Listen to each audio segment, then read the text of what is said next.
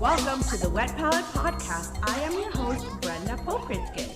Today, we hop back into the wine world for my SOMM Like It Hot series with special guest, Karina Iglesias. Welcome. Hello. Karina. Karina, you have been whining for a while, and we have so much to unpack. Are you ready? Yep, let's do it. Okay, you were born in Buenos Aires? Yes, I was born in Buenos Aires in the south of we call it the Conurbano, which is like pretty much like a south of the capital. So that's where I was born. Do you go back often? I try, I was there recently because I have a quinceañera to attend of my twin nieces. Wait, Argentinians do quinceañeras? Of course we do. Yeah. What? Yeah. My husband's Argentino. They do. Los Pero quince. he's always like, oh Yeah. no, quince, what is that? It's so tacky. I mean, there's an opinion, but yeah, it was fun. I'm sure it was fun. I Yeah, wonder it if that's was- like a newer thing, or has that always been? No. That's so random. I remember I went to a bunch of quinceañeras when I was 15, and trust me, that Do they was do a long with time ago. with the couples and everything, choreography, or no, it's more of a party? No, it's more like a party. Maybe and that's why. pictures and a pretty big dress. Big dress. And, Oh my God, did you grow up there? I did, and I lived in Spain for a big part of my life. So yeah, and in Spain, no, they don't do quinceañera. So what brought you to Miami specifically? Well, it's a long story. Dale, we have all the time in the world. I came with a boyfriend, and then things didn't work out, and I decided to stay. And nothing, I decided to stay, and you got me here. It's been 20-something years, like 25, I think. And how did you get started in wine? It's just, that's a tricky question, because I started with my family, Like I come from a family that they love food. They love to dine together. Sundays, it was a big thing, asados or ravioles, pasta. And wine was there, was always present. And as kids, they gave us wine, not a glass of wine, but a little wine sips with here and there. seltzer water, or we always smell wine. We've been into Exposed wine. to it. My abuelo, my grandfather, used to make wine.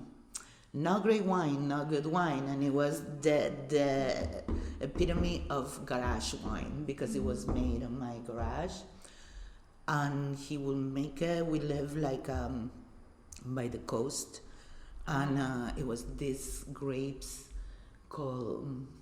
It's kind of like Concord grape, but it's not Concord grape. But it's just Sweet like or it sweet? is a little bit on the sweet, and he call it vino patero because he will Stomp on it? stomp on it and make the wine.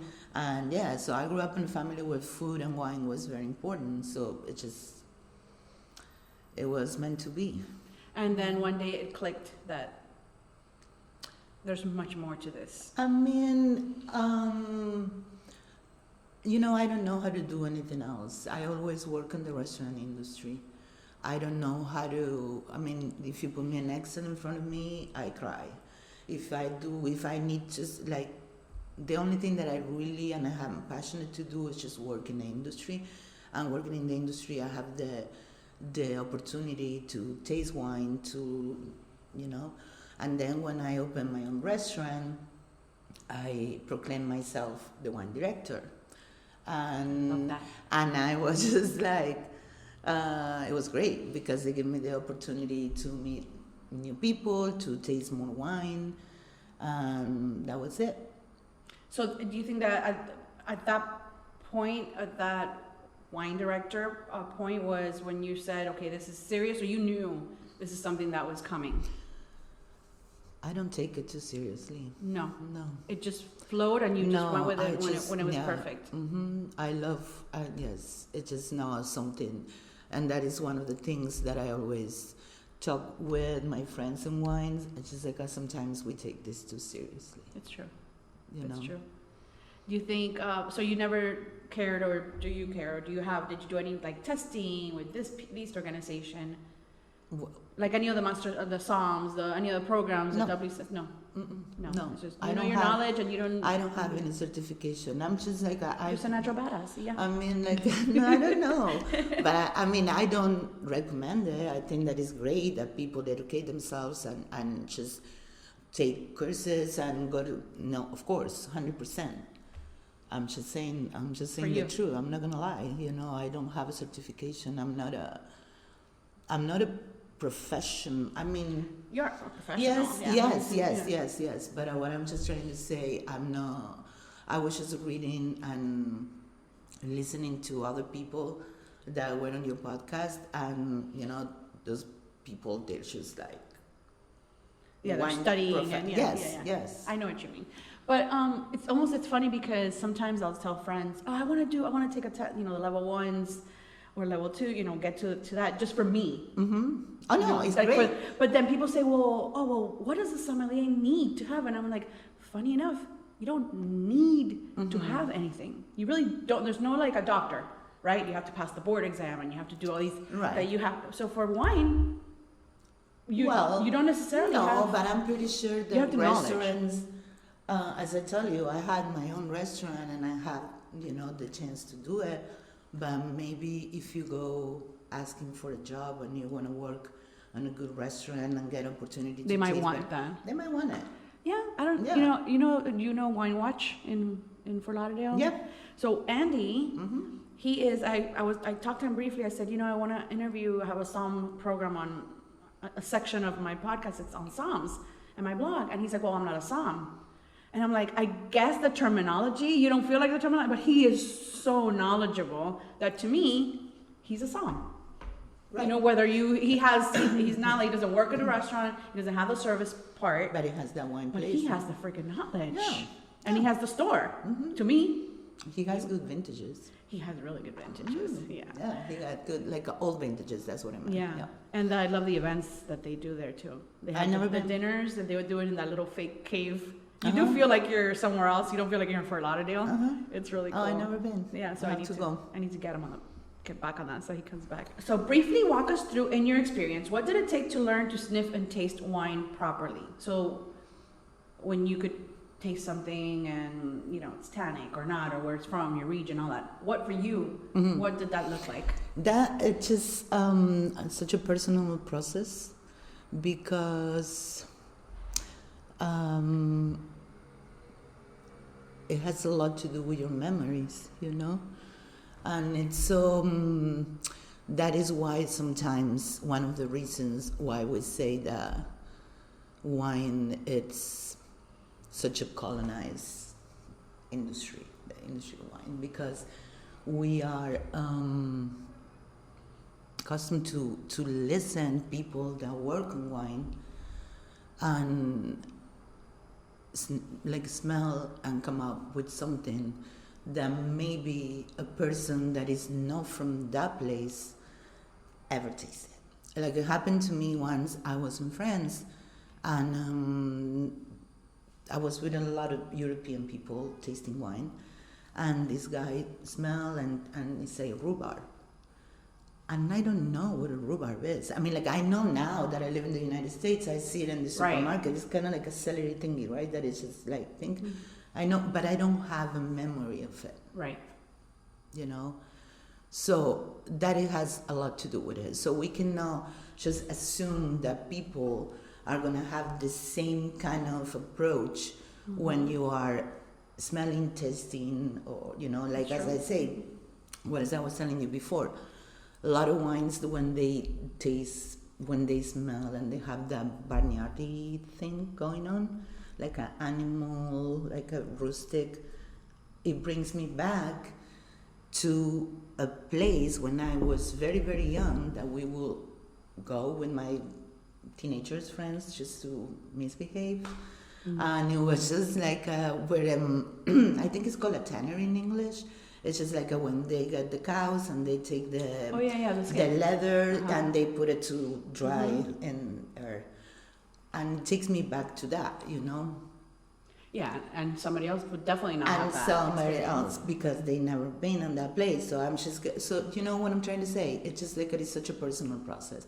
I used to be way better at tasting, smelling, even blind tasting. Now I don't know what's going on. I don't know if it was the pandemic. I don't remember.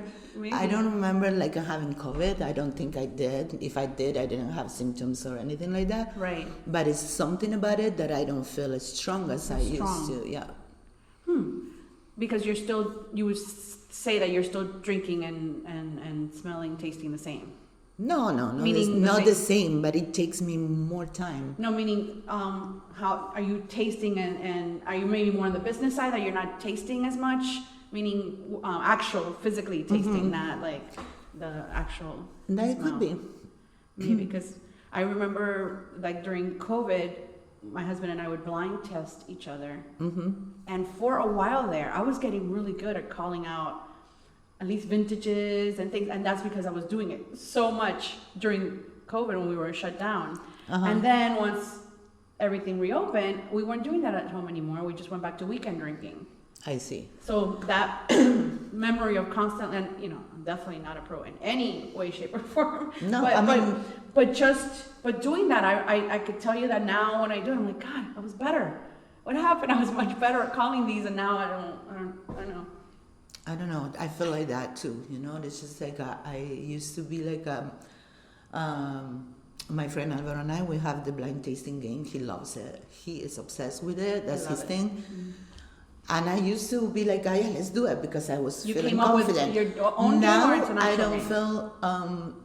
No, we were at restaurants and we tell the SOMM like bring whatever we're just gonna guess. Oh, fine.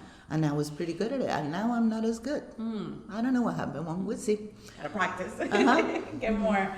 Okay, so in the past you have News Cafe, just like going way back. Yeah, that's way back. There wasn't much wine involved. There wasn't much wine involved, and a Red Light. Red Light, I love. That was kind of loved. pioneering for Miami. Those were good times. Yes, and New Kitchen. So you have definitely been around here in Miami for a while. And so what projects are you currently working on or upcoming? Right now, I'm working as a wine director for the natural wine program at Julian Henry's. They have, I don't know if you guys know, Julian Henry's. Yeah, I haven't been yet, but yes. Okay. And, Mostly because I hear parking is awful. I mean, it's downtown, parking is awful. But I think that they have a valet parking for like $10 okay. flat. Okay, I didn't know that. I think so. So I'm doing that. It is like in the first floor. They have a wine bar called La Época. They also serve cocktails, so you don't have to stick to wine if you don't want to. And I do like a tiny, pretty curious natural wine program there. It's nice. For Julia Henry's, do you think you're going to do that for long term? Or? That doesn't depend on me, but Well, so you enjoy but it? I like it. No, I love it. Yes, Yeah, I love it. I do tastings there. I get to talk to people that maybe they're not so connected to the wine industry, and it's something that I really, really love to do. It's just like, since this is another kind of model, it's not a wine shop, it's not a wine bar, this is more like a food, right, it's a food hall, it's a place where people can go. So sometimes I get to talk to, I don't know, like a lot of ladies that they decide to do like a girl night out, and they come to my tastings and they talk, and they never been on wine before. So it's just like a little different, it's just like the dynamic. It is just like a little bit more casual, like the words that I have to use, they're like a little bit more... Simplified? I wouldn't say simplify, I would say just like when I talk about wine, I kind of like to use... examples that they have to do with the day-to-day life, to make it easy, because that is one of the things that wine sometimes gets a little bit too snobby and intimidating for people. And so that is true. That is something that I like to do.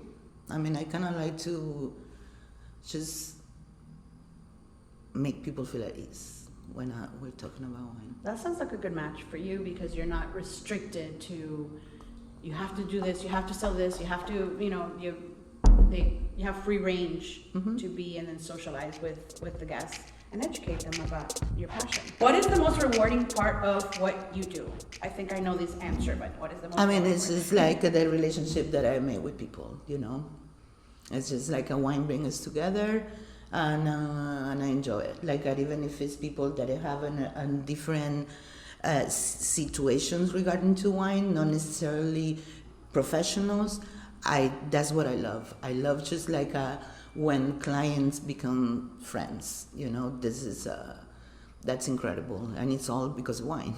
I love that you said that because one of the things I always love about dining out, my husband and I are passionate diners, and then I also feel guilty is when we steal away a SOMM and we just sit there talking about the wine and just their knowledge, and we're soaking it in, or we're asking questions, and then sometimes I'm like, okay, I guess you do have to go because somebody else needs but when we click with someone, and then they come back, and then sometimes they'll like bring something else, like I want you to try this, based on the conversation we had, try this, and then sometimes we end up having yes, and we end up having like a blind tasting. What do you think that is? Or, that's a good song, the one that engages and make people curious and make people ask questions. Yep. Yeah. The first time I went to Fiola, Fiola program, yes. Yeah. So yes. So that's when we first met Danny, the SOMM there, and we took a wine that we saw in a documentary, one of those SOMM documentaries that was supposed to this Pinot, and it was supposed to be outstanding, blah blah blah.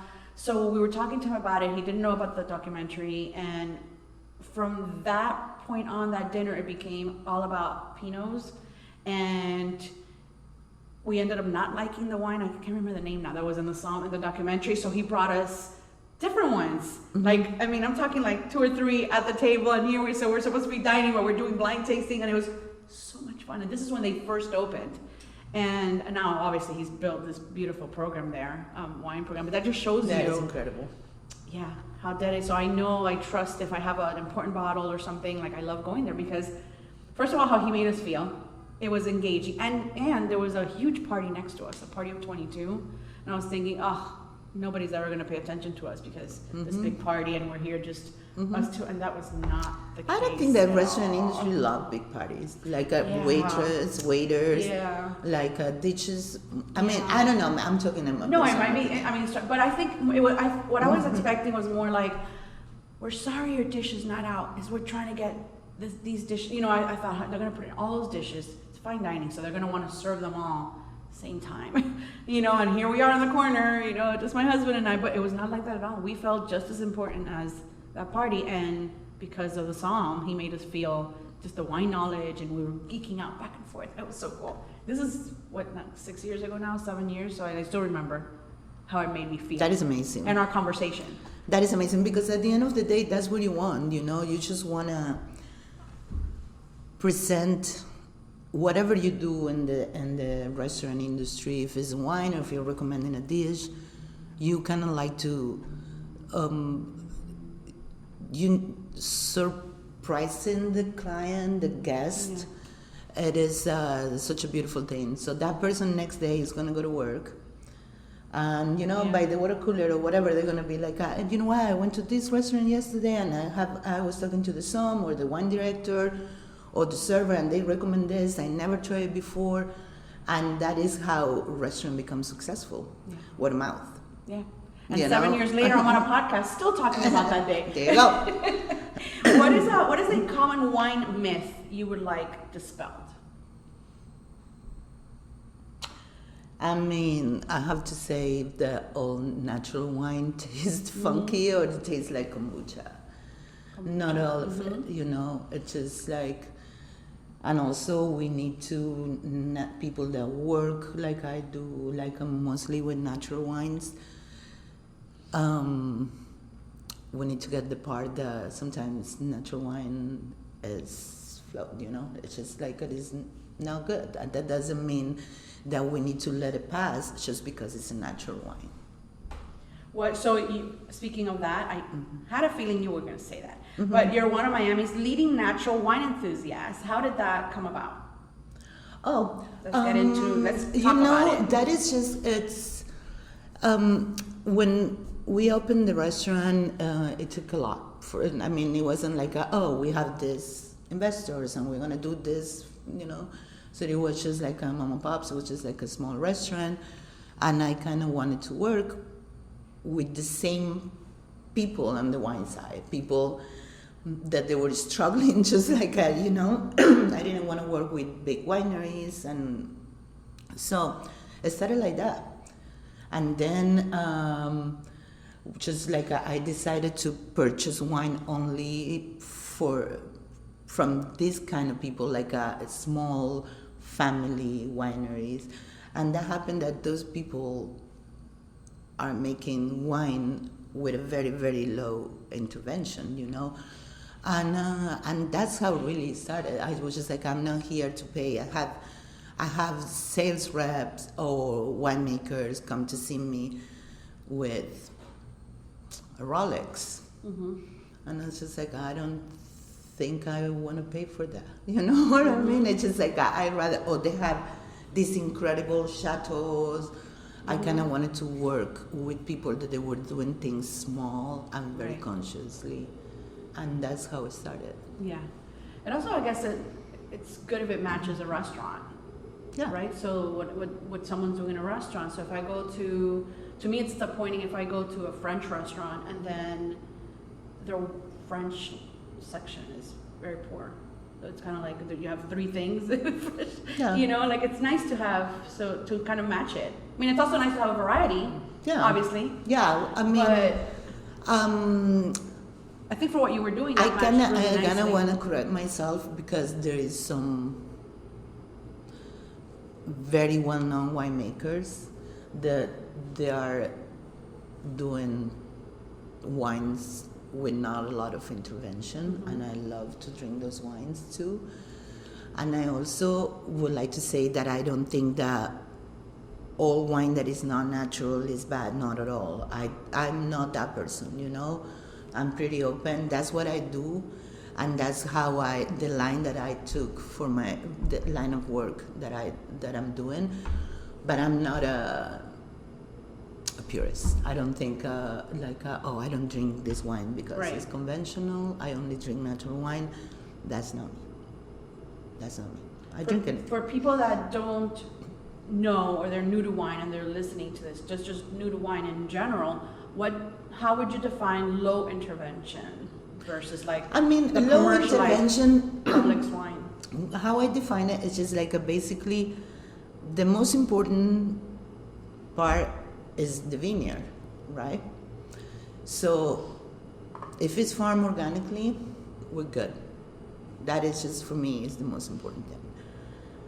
Then once the grapes were picked, you take that to the cellar to do the vinification, and it's just to try to use a natural yeast, a spontaneous fermentation, not a lot of new oak that is gonna overwhelm, the taste of the wine. Just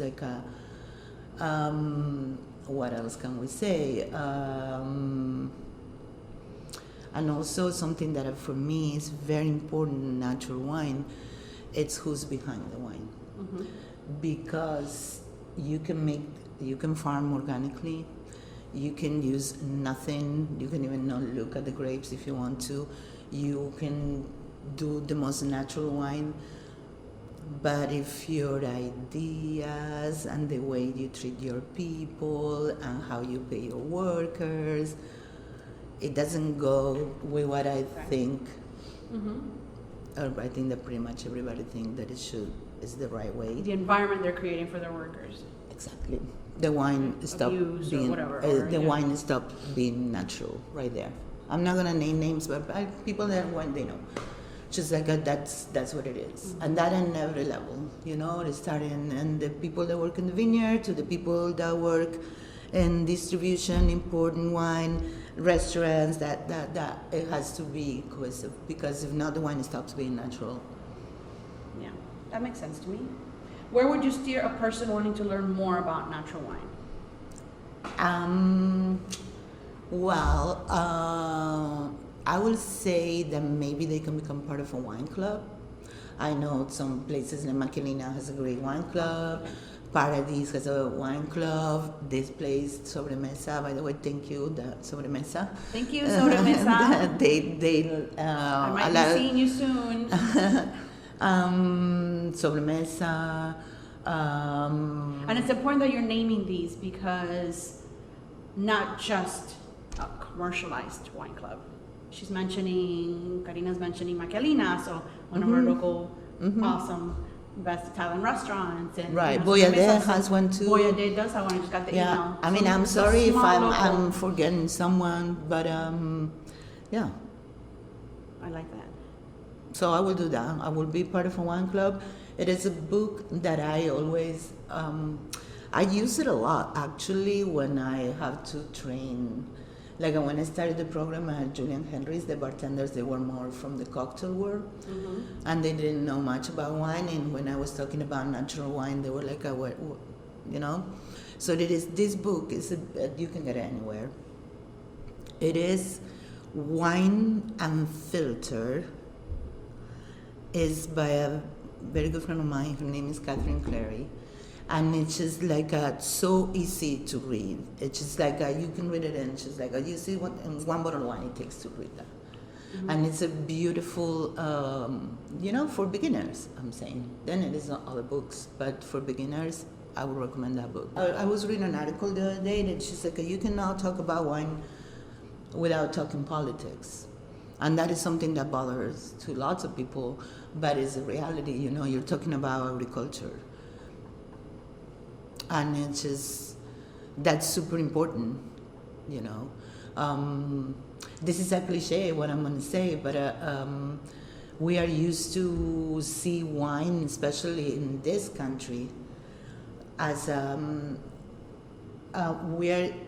especially in this country, as a lifestyle thing, It's just like, let's have a wine, and just like, and you see the points on the right, Robert Parker and right. with the other. I mean, I don't get that, I didn't, because I didn't grow up with that, which is like no one paid attention. Right. No one, it wasn't. It's just a guide. Yeah, I mean. Exactly. I guess. I mean, it's. I'm not opposed to it, but it's a guide. It's a starting point. Yes. But it has become very commercialized. No, but pay-to-play. Also that makes you, what's the word? You already have an idea, you know biased. what I mean? A bias. Yeah. Because this guy told you so. Right. And I think that every palate is different. At the end of the day, the best wine is the wine that you enjoy, It is. I think for starters, so for example, someone that, going back to the Julia and Henry's example, someone meets you, they start following you on social media, right? They loved your recommendation. So now when you post about something, you're going to be their guide. So now you just became this person's, just like a chef, right? So you like the food, you start following, they open another restaurant, you know that you already like this food, so you go to the other one. So there's something to say about a guide. Like for people that don't, initially you want that, and then you kind of branch out into your own thing, I think. Yeah. I think there's an importance to having a starting point. And then you can say, you know what, I don't like this guy's recommendations. Every time I drink it, I don't like it. That could be Robert Parker. That could be. Or, yeah. I try to don't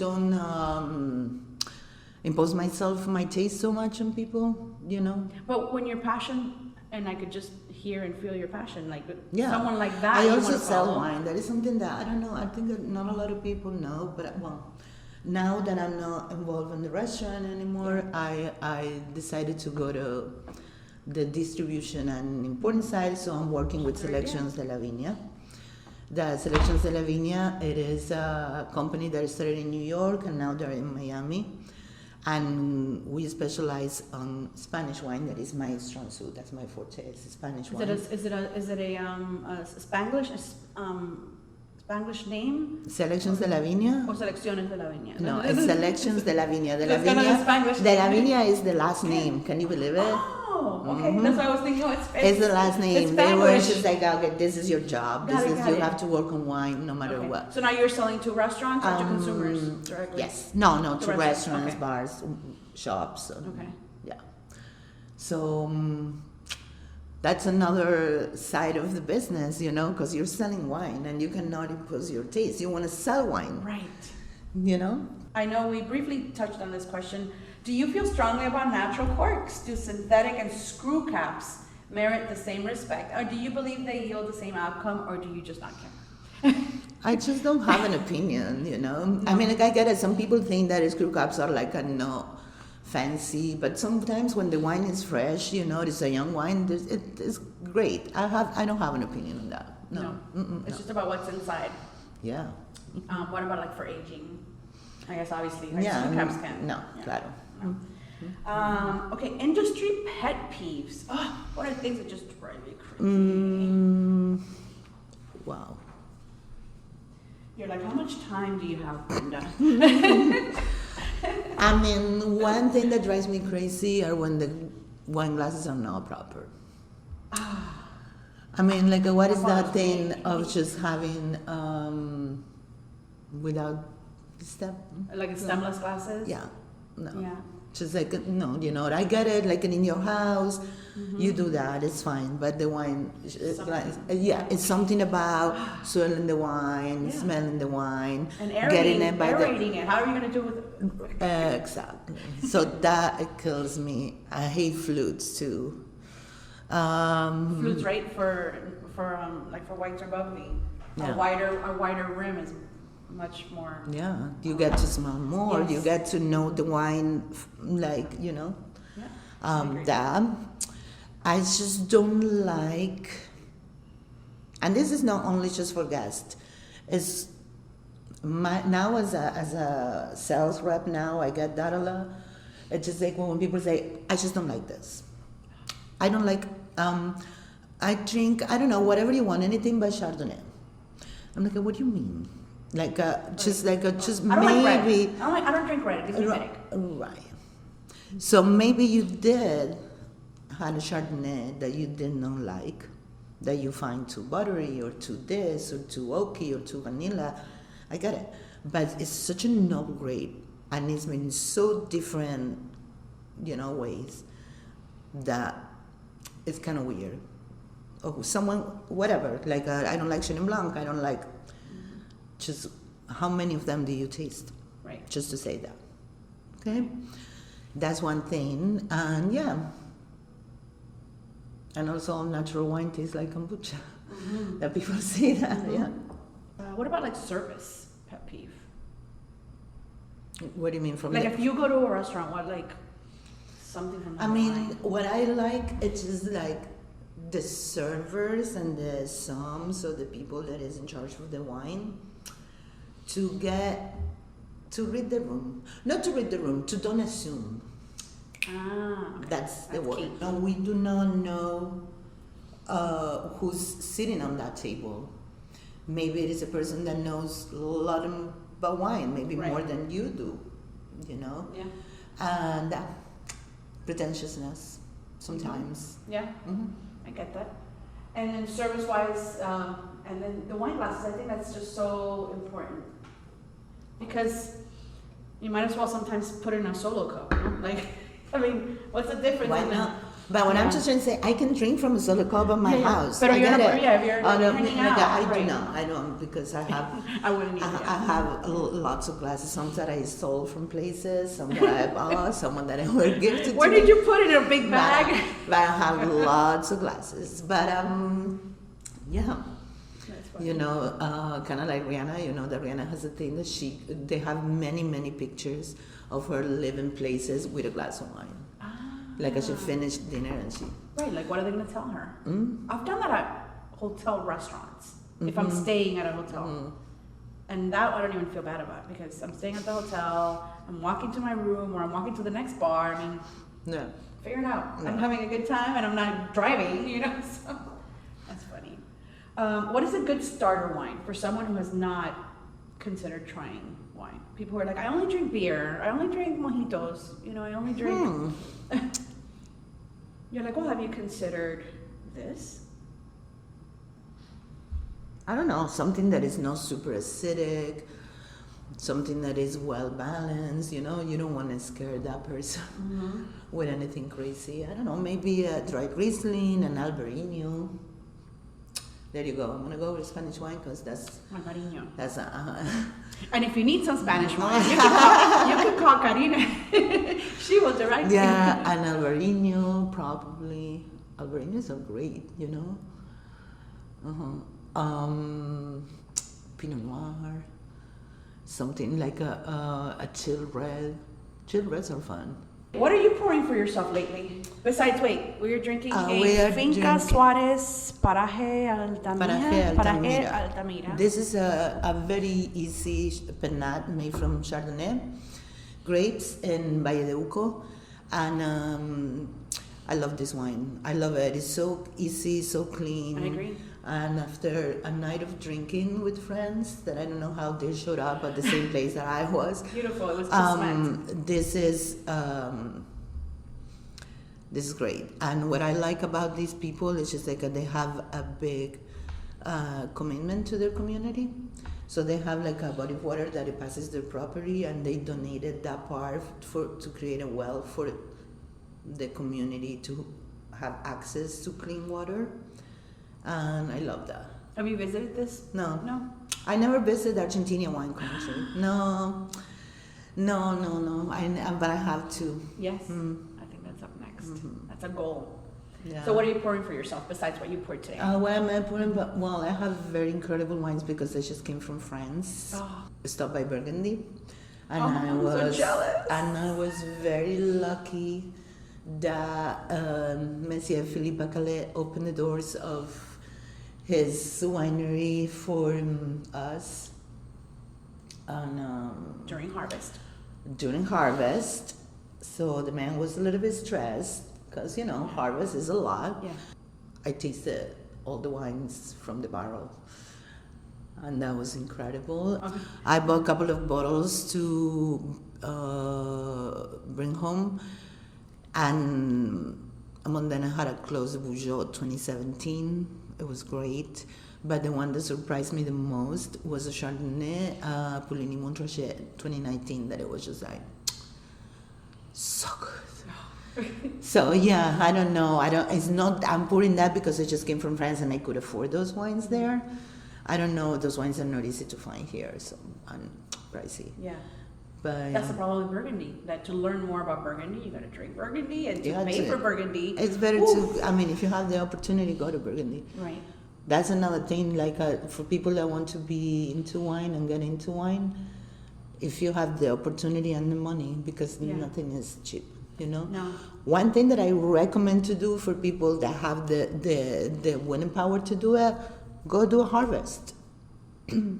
If you like wine, go and do a harvest. You mean work the harvest experience? Like the work that it takes? There you're going to drink great wine, you're going to have great food. Yeah. And just go and do it. And whoever wants to do it, they can contact me. I can just give you tips and contact you with people all over Spain. So it's something that I recommend. That's next on my hit list for food, but for wine I hadn't thought about it. Spain? Girl. I know. No, I mean, once in a while we do Italian, so we've been hyper focused on France next, but so expensive. We just did Italy in November, and we talking about prices. We went to Quintarelli, and because we have a friend who got us in, to the tasting, but we were able to buy there. Because we did the tasting there. Well, same. But when you buy Quintarelli here, you are paying top dollar. So much more. Same when you're going to Burgundy, you're going to visit Bacallet. Yeah. I mean, the wines are so great. I do recommend. What region in Spain would you recommend, for wine? Look, my personal. Is it the same harvest month as here? September. So same September, October. Okay. Depends, how the grapes are filling, but yeah. My favorite wine region of Spain is Galicia. I love it. I love those Mencias, Albariños.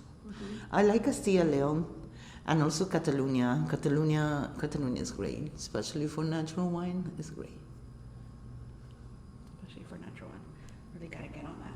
Because if we do end up going to Spain, when we're blessed to be able to, then that's something to do on the side trip. We wanna do the food route. You know, we're big into obviously dining. So, but I hadn't even thought of doing a side trip for friends, obviously. And Italy. Harvest is just like I've done it many times. I'm not gonna lie. I do a very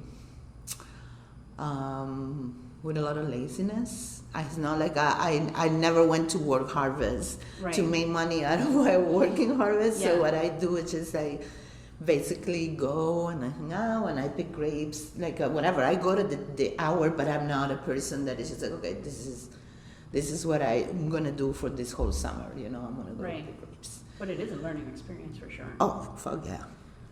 You come back and you're completely different. Oh, I mean, even us. And it's something so zen about. But again, you know, you're talking with a woman that goes without, just like, I'm not going there as a job. I'm not getting paid. That's not my income, you know, the main income source for me. Yeah. So it's just like a different goal. It's something you're not motivated by a payment or, you know, right. You're just going for the experience, and I get that. Exactly. I get that. What is the longest you have gone ever without drinking wine? Is that even a thing? You're like from birth to age 12. Yeah, something like that. No, I don't know. I don't know, man. It's so hard. It's so hard. I wish. I'm saying I'm not gonna drink. When I came from France recently, I was just like, okay, Karina, a whole week, at least a whole week, just like. That's detoxify. But you know what? My advice: if you don't say the word no to you, if you don't you just go ahead and do it. Like today, I shouldn't be drinking. I shouldn't, but I was like, well, how do you call it? Hair of the dog, right? Hair of the dog. There you go. Hair of the dog. No. It works. Okay, so does one ever stop learning about wine? No. Is there ever enough knowledge? No, right? never. I'm the person stop. that knows everything. I mean, not just wine. That's ridiculous. Yeah. Like all those wines that are out there to taste, all those grapes, things that just you probably never heard of. Of course, no. Yeah. And when was the last time you were in a situation when you're like, I just learned that I didn't know? What was the last thing you remember that you learned?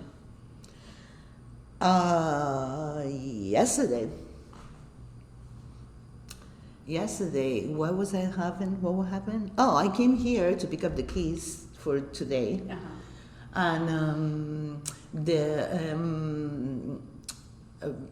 person that works here, her name is Kate. She's very, very young, and it's one of those people that I just did very interested in wine, and they want to learn. So she was taking 2 wines home, and I asked, "What are you taking?" So she was taking rosé that I tasted, and she was taking a wine that I never heard of that grape. I'm going to show you. The grape is called Mornay Noir. Okay, never heard of it. Neither did I. And I still don't know anything about it because I didn't I didn't take the time to do any research of anything. But that is something that I want to learn, you know. So it is, and it's great because it's a person that she's starting her career in wine, that it gave me the curiosity to get into it, and I love that. Okay. And you're gonna have to follow up and tell me what you thought about it once you do learn it. Yeah, I have to taste it. Tell me your top favorite. I know you already mentioned one book, but any movies, documentaries, anything that you recommend that you've watched? Look, I do not watch anything regarding to the industry. Nothing. Like and you watch that you're off the clock? I can't. What is the TV show that everybody watches that I'm pretty sure is great? The actor is incredible. The Bear. Oh, the you band. know, about Yeah. restaurants. Yeah. I try, and I'm like, please don't. Like, I can't, you know. I hear that a lot from industry. Yeah, I can't watch it. I'm pretty sure it's a great show. It is. Yeah, what I would like, it's just like people that are not in the industry and they watch that TV show to understand that when they go to a real industry, to keep that in mind. Yeah. Because don't glorify the industry. You know what I mean? It's a hard job and people struggle, and people sometimes had a bad day. And it's normal, you know, just like you can have a bad day since like your mom is sick and you cannot go and see her because you're an immigrant or whatever, or some girl that the boyfriend just dumped her. It's just like it goes to many different levels. So it'd be great that people that they don't work in the industry, when they just sit, of course that you're paying, you want to have a nice experience. Sometimes you're paying big money, you know, but there's people. How about the other, because you said like not glorify, but maybe if you're going to glorify because of that, because it's hard, because it takes a lot to get that restaurant open, and you know, so glorify maybe for the right reasons. Well, that's what I'm saying. It's just not like because it's Bad Bunny's restaurant, but glorify it because it's damn hard and you got I it love done. Bad Bunny. No, what I'm saying, it's just like, yes, exactly. But you know what I mean? It's just like I hope those kind of TV shows help. I think they do For the help. people. That's great. 100%. But I never seen it. Again, I can take an opinion on something I didn't see, but I didn't see it. I think for those in the industry that I'm like keep watching it, because I know it's like you get like PTSD, right, from like all the scenes, but that's good because that means it's I'm gonna watch it. I think I'm gonna watch it. It's just like getting through a lot of the first episodes, you know, and then it's very, I think it's very well made. You know, it's still Hollywoodish, obviously, but I think for the most part, it shows a lot of raw emotions. And friends, I mean, I could tell you that I have people that have, I didn't realize that happened, or you needed this for a restaurant, you know, so it's good for them to watch that. And I would encourage you to. Do you stay behind when you're in your kitchen with your husband? Do I what? Do you stay behind when you're in your kitchen with your husband and you're going behind him? I don't stay behind, but not to him, because I'm not a big cook, big eater. But I will say it if I'm like at a store or something. You stay behind. I do, and I don't work, you know, in a kitchen, but I'm just so used to like seeing it or using a term, and I will say behind. Behind. If I'm coming to something at a table. Yeah, exactly. I think just saying anything, it could be like, excuse me, but it is what it is, boy. I'm behind you. I have a chef friend who every time I say something to him, he says heard Her chef. That one was new to me. Her. My daughter says her all the time. Yeah, and I said what? I put question mark. And he's like, heard chef. I mean, that. Oh, okay, I got it. But that one was new to me. But I think it's great to watch. So, we were just talking about the books and that. There's a book that I really love. It is called The Sommelier Atlas of Taste by Rajat Par. I love it. I learn a lot from that. And I also, it is a new book that I recommend, especially for you that you love French wine. It's called The New French Wine by John Bonnet. Okay. And of course, Natural Wine by Alice Fearon. She's great. Okay. I definitely, I don't know much about natural wine, so But the New French Wine is not about natural wine. No, but just in general, because of the last book, you said it's something that, I mean, I like learning. I like that is a great book. Geeking out about stuff. That is a great book. And if they have an audiobook, it's even better. But so, I'm sure they do. Yeah, because I'm always driving. How do you feel about documentaries, like the SOMM series, driving up interest in certifications? It's great. Right? I mean, like whatever, like knowledge is power. Yeah. I think it's great. And how do you feel about our current Miami wine scene overall? I mean, I think the Miami is doing great. And I know how hard it is comparing with other cities that, I don't know, it's just, We have a big beer and cocktail scene. We do. And I think that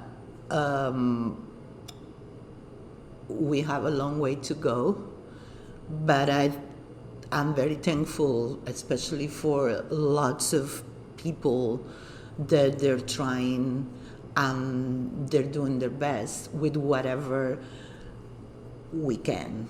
Something that I don't know how it is in other cities, but I know that in New York, if you want wine, you need to go to a wine shop.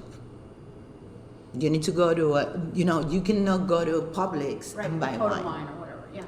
Maybe Total Wine, yes, I don't know. Yeah. Total Wine for sure. But and that it's just so important because you're gonna have someone catering for you. You're gonna have someone talking to you that is gonna be like, hey, Brenda, what do you like to drink? Oh, I like French wines, but I like them to be like a blah blah blah. It's got, oh, we have this, and this is great, because you're gonna go home opening that bottle, and if you're gonna drink that bottle by yourself, or if you're gonna share that bottle with someone, you're gonna have a story behind that wine. Someone told you something. You're gonna just when you go to a supermarket, you just grab the bottle. Yeah. And then you go home expecting that wine that you pick is up to your taste. Yeah. Because it had a pretty label. So we have this here that you can buy wine everywhere. And that is not the greatest thing, especially for people that they're like a very into wine, that they understand wine not just only of something like, I want to drink this. But that's why it's important to talk about this, because I don't think even the mainstream drinker knows about little wine shops, small mom and pop wine shops. They're just thinking, ABC, Total Wine, and Publix, or whatever. And then they're just thinking. When I started this podcast, and this started as a blog, by the way, the series, the SOMM Like It Hot. It was in 2018, and I started it because of our love of wine, of drinking wine. And I said, nobody really talks about wine in Miami. Everyone's talking about, like you said, beer. That was when the whole Funky Buddha thing, was exploding. And I don't know what it is. Beer. It's a brewery in Fort Lauderdale that it ultimately sold to a big Budweiser, one of those, as is usually the case. But anyway, that was when the whole beer in Tampa, there was a beer scene was big. We've always been big cocktails. Started the series, let's talk about Miami songs. Let's talk about the Miami wine scene. But the difference from 2018 to now, besides it's not an article, now it's a podcast episode, but now we have stuff to say. Now you have places and wine clubs to recommend. Now there's actual shops to recommend, which was not a thing in 2018 and 2017. So we're getting there. Yeah, I mean, just like that's what I say. We have a long way to go, and but like at the wine scene, like I have how is it called, a group chat? Yeah, on WhatsApp where all the people that work on wine are on it, and we tell things to each other. I don't say much. I just listen, and I just like it. Soak it in. Put a little heart. But I mean, now we are aware. You don't have to go to social media only. You just have there, oh, I'm doing this, or we're doing that, or someone can recommend where I can get this wine or something like it. And I think it's great, And I will never talk shit about Miami, ever. Good. Ever. Good. Don't. Makes me mad. How do you feel about corkage fees at restaurants? I think they're fine. Yeah? Yeah. How do you feel about a $135 corkage fee at a restaurant? Who charges that? The Surf Club. I just went on Saturday. I know their price point, but it was ouch. I assume that they have a very expensive wine list. Very. I've never been. I want to go. It's amazing. I want to go. So if someone is listening, wants to take me on a date to the surf club, no, that's a lot. Yeah, it is a little bit a lot. But I think that it's just like a reasonable price, because at the end of the day, it's just like rent is expensive for restaurants. That I can't even imagine. That it's someone cleaning the glasses, polishing the glasses. This is someone opening. Yes. So yeah. We took a bottle of wine, and not for cost, just it's a bottle that we wanted to open for ourselves. And I mean, at the end of the day, whatever the bottle cost, plus the corkage was still like maybe a third of what we would have paid had we bought a similar bottle there. So even though so we paid for the dinner and we enjoyed it and we tip well and everything, but those restaurants are always. So you took a bottle of wine to the surf club and they charged you $135? Yeah, I mean, which we knew ahead of time. But, well, actually, it went up. I forgot. I think it was but what, you less. couldn't find anything in the wine list that you liked? We could, but it was either, let's say the bottle was $800, right? Plus the $135 versus paying $3,000 for a similar bottle on the list. So it's kind of like, I'd rather spend the money. But you took a wine that they had on the list? No. We look at the list ahead of time to make sure that it's something they don't have on the list. Right. But meaning a similar bottle. So how we ordered another Bordeaux, that's the cost that it would have cost us, like $3,000 versus taking it and then just spending the extra money on food, on having a beautiful experience there. It's something, it's not for everyone, obviously, and someone who doesn't care about wine, this whole conversation sometimes they crazy, do it. but, They do it because they don't want to. I mean, not obviously you, but they don't want to take a wine on their table that is not up to their standards. Yeah. I do that. I used to do that. What wine trend do you think needs to go away, if any? What? Say it again? Like a wine trend? None of them. None of them? Just let it be? Let people do what they want? Yeah, because wine, like trends that make people do, a lot of people do the same thing, right? So that helps the wine industry and all the levels. The only thing is just that people like us that work on wine, on the professional side of it, it's just like encourage all those people and educate those people just to think outside the box and taste other things. But I don't have a problem with trends. No. Let people be. No, I mean, like, as long as it still involves wine, who cares? Exactly. What is a wine trend prediction for 2024?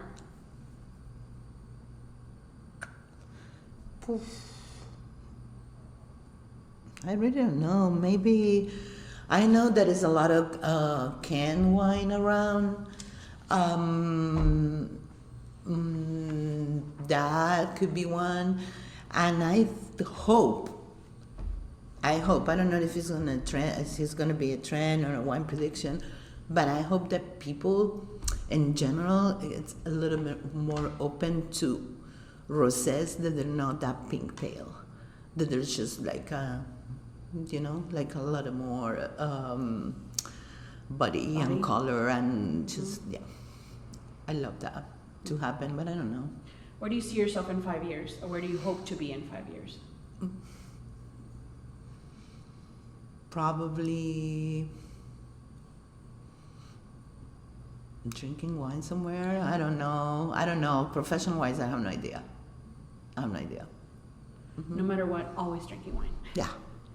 Todavía con el wine. What would listeners be surprised to learn about you?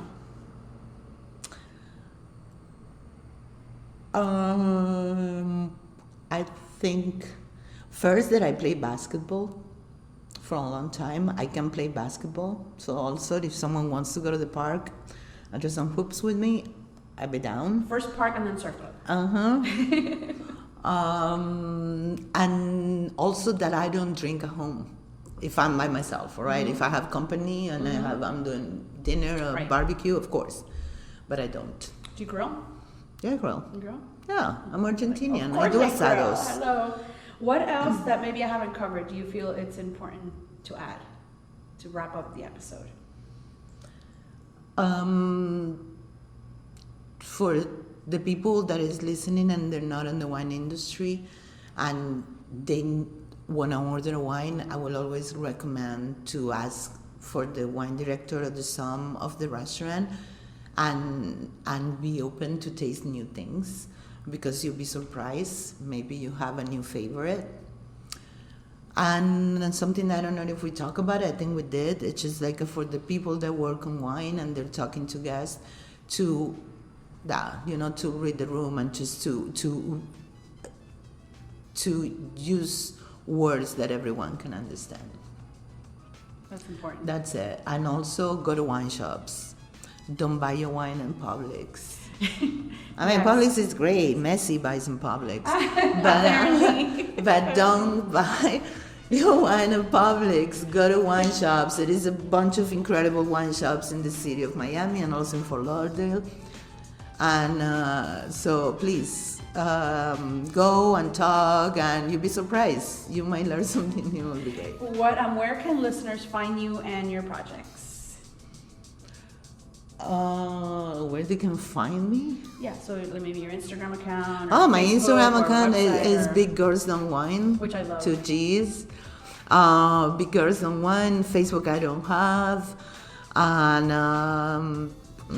And just DM me and whatever. If you have any question about wine, if you're gonna go out and drink wine with me, just like, let's talk about it, you know? I'm just, yeah.